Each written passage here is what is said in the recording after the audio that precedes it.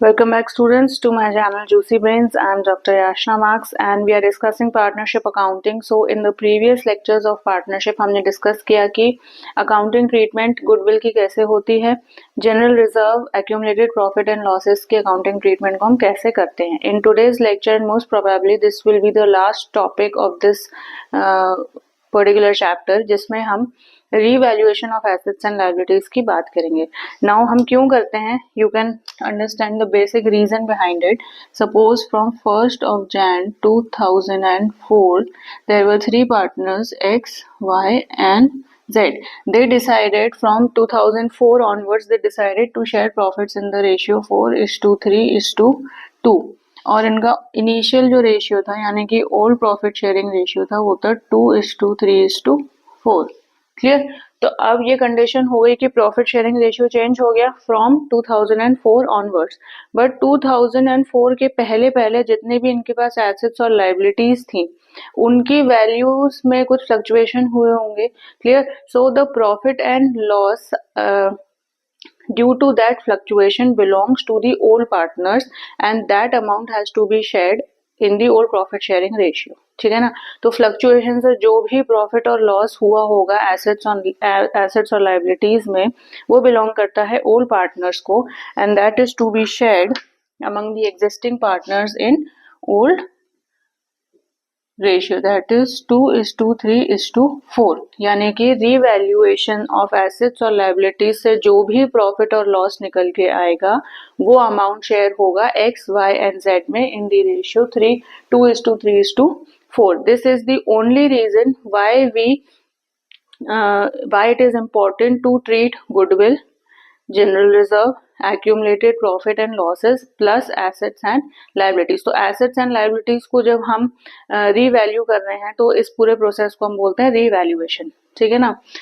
तो 2004 से पहले जो भी एसेट्स एंड लायबिलिटीज में फ्लक्चुएशंस हुए होंगे उससे प्रॉफिट एंड लॉस हुआ होगा वो बिलोंग करेगा ओल्ड पार्टनर्स को and that has to be share in the old profit sharing ratio. Now you know the reason why accounting treatment of reserves, accumulated profits and losses, goodwill and even assets and liabilities is important. Clear?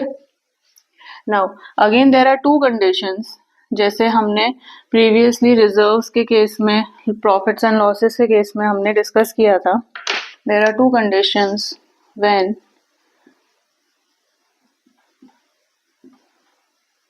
Revised values are to be recorded and revised values are not to be recorded. ठीक है. ये दो conditions हमने पहले भी discuss करी थी कि जब हमें जनरल रिजर्व को ट्रांसफर करना था, पार्टनर्स को ट्रांसफर करना है to the respective capital accounts and when they don't want to transfer. Clear. So these are the two conditions you have to keep in mind और इन दोनों कंडीशंस के अकॉर्डिंग ही अब रीवैल्यूएशन का अकाउंटिंग ट्रीटमेंट होगा. So for this condition जबकि revise values partners को record करनी है they have to open a revaluation account. ठीक है. और profit and loss adjustment account. तो अगर क्वेश्चन में profit and loss adjustment account पूछ रहे हैं तो means they are directing you towards the revaluation account. They are saying कि रीवैल्यूएशन अकाउंट प्रिपेयर करो. ठीक है ना. तो इसको हम profit and loss adjustment account भी बोलते हैं. नाउ रीवैल्यूएशन अकाउंट का फॉर्मेट देख लेते हैं हम.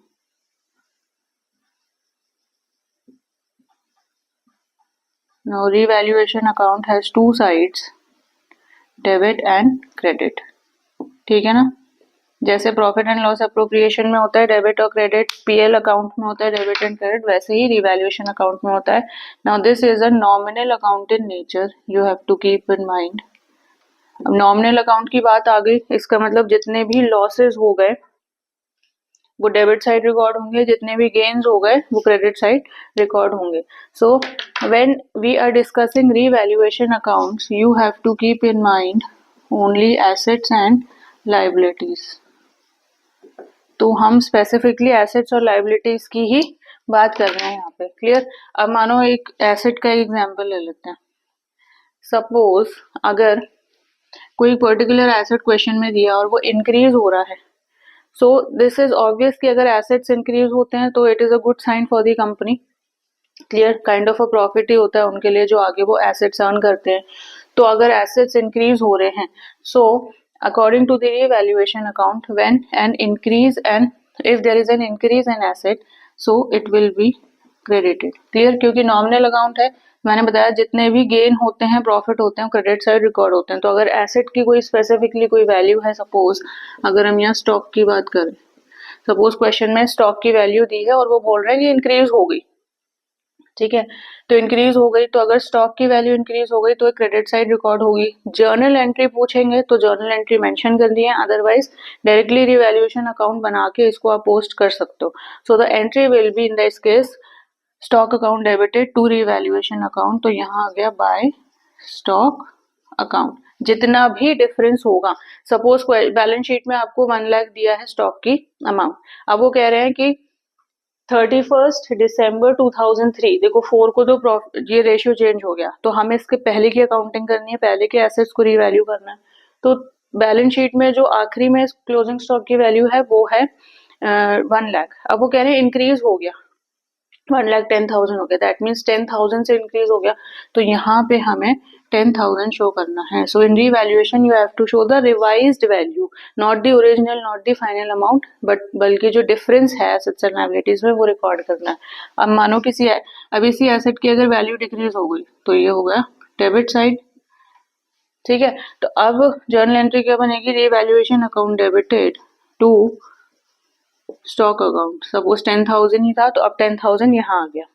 सो you see how the journal entry is being affected and how revaluation account is being affected, ठीक है ना। Increase in asset is credited, decrease in asset is debited, and just opposite होता है लायबिलिटीज का ट्रीटमेंट। बट लायबिलिटीज किसी business increase हो रही है, it is not a good sign, तो ये लॉस हो सकता है। तो increase in liability will be debited. मानो या क्रेडिटर्स की ही बात करें, अगर क्रेडिटर्स इंक्रीज हो रहे हैं तो obviously kind of a loss भी हो सकता है फ्यूचर में, ठीक है।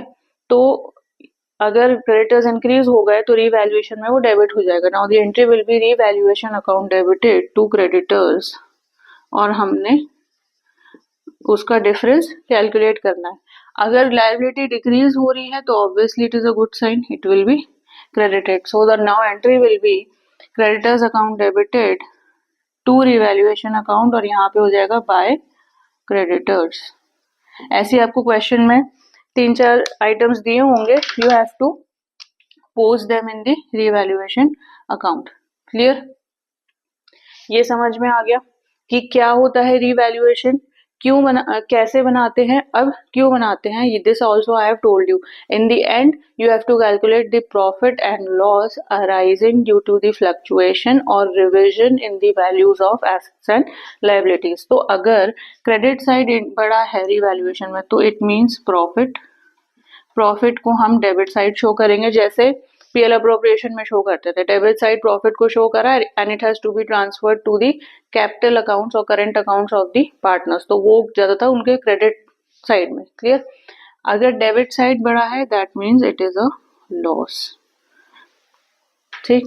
तो रीवैल्यूएशन का बेसिक पर्पस, ओनली पर्पस ये है टू नो द प्रॉफिट और loss arising due to the fluctuation in the values of assets and liabilities before the profit sharing ratio is being changed, clear। तो यहाँ से profit and loss आएगा और फिर वो ट्रांसफर होगा कैपिटल अकाउंट्स में। वाई, क्योंकि हम इस कंडीशन को डिस्कस कर रहे हैं, when revised values are to be recorded, ठीक है। तो आपको समझ में आ गया कि क्यों बनाते हैं हम रिवैल्यूएशन अकाउंट, कैसे बनाते हैं, ठीक है, और कैसे इनकी पोस्टिंग होती है। आई have told you everything, clear। So first condition we have discussed. Now let's discuss the second condition, that is revised values are not to be recorded। अब ये भी important है, क्वेश्चन ऐसे भी आ जाते हैं जब इन्हें रिवाइज वैल्यूज को रिकॉर्ड नहीं करना है। ठीक है, यानी कि उनको अपने कैपिटल अकाउंट्स में ट्रांसफर रिवाइज वैल्यूज को नहीं करना है। इन दैट केस जैसे हमने प्रीवियस में जनरल रिजर्व्स का ट्रीटमेंट किया था, गुडविल का किया था कि हम सैक्रिफाइस और गेन रेशियो कैलकुलेट करते हैं इस केस में। Clear? And accordingly we have to pass the journal entry. ठीक है ना, बाकी हमें और कुछ भी नहीं करना होता है इसमें। So basically in this also when revise values are not to be recorded, हमें पता है कि न्यू रेशियो क्या है, ओल्ड रेशियो क्या है, इसके बेसिस में कौन पार्टनर अपना अमाउंट सैक्रिफाइस कर रहा है और गेन कर रहा है। ठीक है, तो जो पार्टनर गेन करेगा उसका अकाउंट हो जाएगा डेबिट, और जो पार्टनर सैक्रिफाइस करेगा उसको हो जाएगा क्रेडिट। ये मैंने पहले भी बताया था, सेम यही ट्रीटमेंट यहाँ भी होगा। ठीक, अब आ जाते हैं रीवैल्यूएशन। अब क्वेश्चन रीवैल्यूएशन वाला आ गया और you don't have to record the revised values. तो क्या करना है, in that case you don't have to prepare the revaluation account. आपको ये प्रॉपर ऐसे अकाउंट प्रिपेयर नहीं करना है, लेकिन रीवैल्यूएशन से जनरेटेड प्रॉफिट एंड लॉस तो हमें शो करना ही है। सपोज क्वेश्चन में आपको दे दिया, देखो इसको ऐसे कर सकते हैं हम, you can write profit and here you can write loss. ठीक है, ताकि क्लियर हो जाए, कोई कंफ्यूजन ना हो। अब क्या करना है, जैसे सपोज तीन चार आप दो आइटम्स आपको एसेट्स के दे दिए, दो आइटम्स लाइबिलिटीज के दे दिए, तो एनालाइज किया कि डिफरेंस प्रॉफिट है लॉस है, and difference you have to calculate. ठीक है, अब प्रॉफिट आ गया, मान लो स्टॉक का कोई प्रॉफिट आ गया, स्टॉक का प्रॉफिट निकल के आ गया यहाँ से 10,000, क्वेश्चन में हमने दिया होगा। सेकंड हमारे मान लो डेटर्स हो गए, प्रॉफिट ही हुआ था उनका भी, और ये आ गया 20,000, तो हमारा प्रॉफिट निकल के आ गया यहाँ से 30,000। ये तो हमें पता चल गया।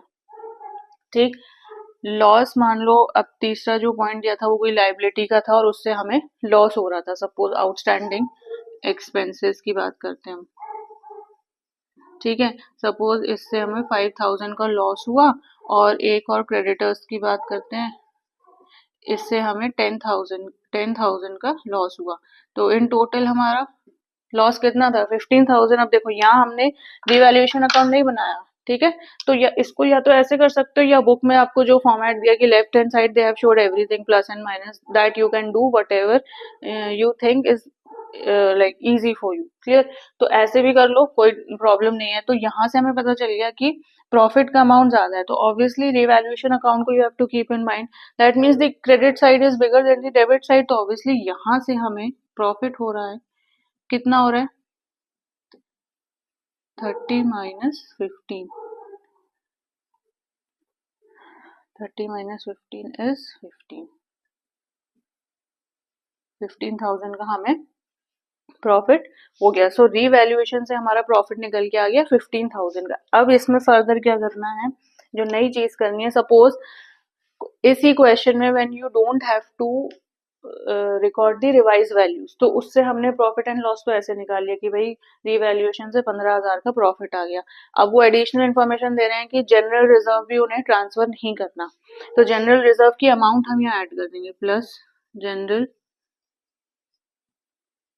भाई बैलेंस शीट में जितना जनरल रिजर्व दिया हो, सपोज यहाँ पे 10,000 दिया। ठीक है, एक और दे दिया कि गुडविल को भी ट्रांसफर नहीं करना, या कोई एक्यूमुलेटेड प्रॉफिट दिया है उसको ट्रांसफर नहीं करना, तो इसकी भी सपोज 10,000 दिया, तो अब ये कितना हो गया 20, एंड दिस इज 35। ठीक है, now this 35,000 will be distributed as per sacrifice ratio and gain ratio। ठीक है, समझ में आया? तो एक बात तो क्लियर हो गई कि जब हमें रिवाइज वैल्यूज रिकॉर्ड करनी है, तो old profit sharing ratio you have to keep in mind, but when you don't have to record the revise values, very important, पहले तो सैक्रिफाइस गेन रेशियो अपने आप निकाल लो, उसके बाद ही ये सारी चीजें करना, क्योंकि जो अमाउंट फाइनली आपकी यहाँ पर आएगी, that amount will be distributed as per gain ratio and sacrifice ratio. यहाँ से हमें पता चलेगा कि किसका कैपिटल अकाउंट डेबिट हो रहा है, किसका क्रेडिट हो रहा है। सपोज इस एग्जाम्पल के हिसाब से जो भी सपोज एक निकल के आता है ये डेबिट हो, तो x capital account debited to Y capital account to Z capital account, and this 35,000 will be divided in that ratio. ठीक है. सो आई होप सो स्टूडेंट्स आपको ये चीज़ समझ में आई होगी कि revaluation of assets and liabilities के भी दो केसेस हैं, वो हमें कैसे सॉल्व करने हैं. Both the cases are not very much difficult provided you keep certain things in mind कि जैसे ही ये दोनों कंडीशन पूछी जाती है आपको पिक्चर क्लियर होनी चाहिए कि यहाँ पे हमें ये चीज करनी है. You don't have to prepare the revaluation account, but sacrifice and gain ratio is important, and here you have to properly prepare the revaluation account. वो आपको बोल सकते हैं पार्टनर्स कैपिटल अकाउंट भी बनाओ, और वो कह सकते हैं अब रिवाइज बैलेंस शीट भी बनाओ. तो इस क्वेश्चन में जो भी बैलेंस शीट होगी अगेन आखिरी में वो रिवाइज्ड, अब वो नई बैलेंस शीट, वो फिगर्स नए हो जाएंगे उस बैलेंस शीट में. क्यों? क्योंकि हमें रिवाइज बैलेंस शीट भी बनानी है. अब जो पहले हमें बैलेंस शीट दिया वो हम कंसिडर नहीं करेंगे, but in this case balance sheet will remain the balance of the assets and liabilities, वो डिफर नहीं करेगा. कैपिटल अकाउंट्स डिफर कर सकते हैं, दैट वी विल डिस्कस जब हम एक क्वेश्चन को आगे सॉल्व करेंगे. Clear? So I hope so आपको इसके कंसेप्ट समझ आ गए होंगे. Now we will solve one question, और इससे आपको और क्लियर हो जाएगा कि दोनों कंडीशंस को कैसे हमें सॉल्व करना है. सो स्टूडेंट्स, अगर आपको मेरा ये लेक्चर अच्छा लगा हो तो प्लीज़ इसे लाइक करें, इसे शेयर करें, and do subscribe to my channel. See you in the next lecture.